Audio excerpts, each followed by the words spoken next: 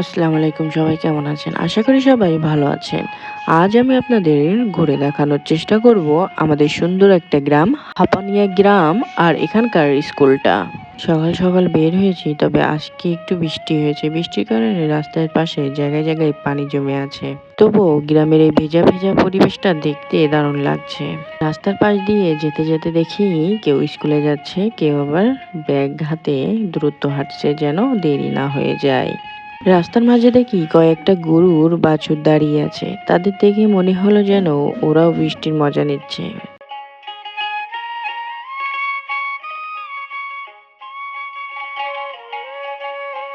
রাস্তা দিয়ে যেতে যেতে দেখি রাস্তার দুই পাশে শুধু সবুজ গাছপালা, ছোট ছোট ঘরবাড়ি, মানুষজনের আনাগোনা, সব মিলিয়ে এক দারুণ পরিবেশ।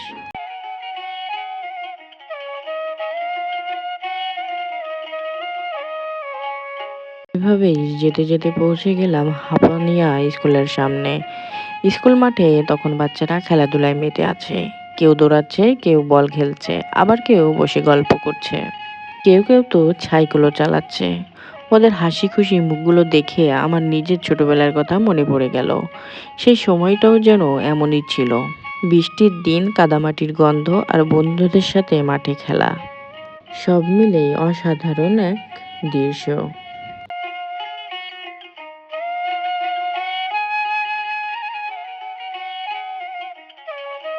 আজকের এই দৃশ্যগুলো দেখে মনে হলো গ্রাম বাংলার সৌন্দর্য শুধু প্রকৃতিতে না, এখানকার মানুষের সরল জীবনে, শিশুদের হাসিতে আর সেই চিরচেনা স্কুল মাঠের স্মৃতিতেই লুকিয়ে আছে আমাদের শৈশবের গল্প।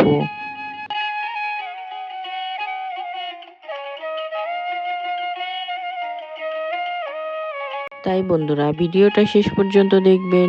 আর যদি ভালো লাগে তাহলে একটা লাইক, কমেন্ট আর শেয়ার করতে ভুলবেন না। আর আমার পেজে নতুন হয়ে থাকলে পেজটা অবশ্যই ফলো দিয়ে পাশে থাকবেন। আল্লাহ হাফেজ।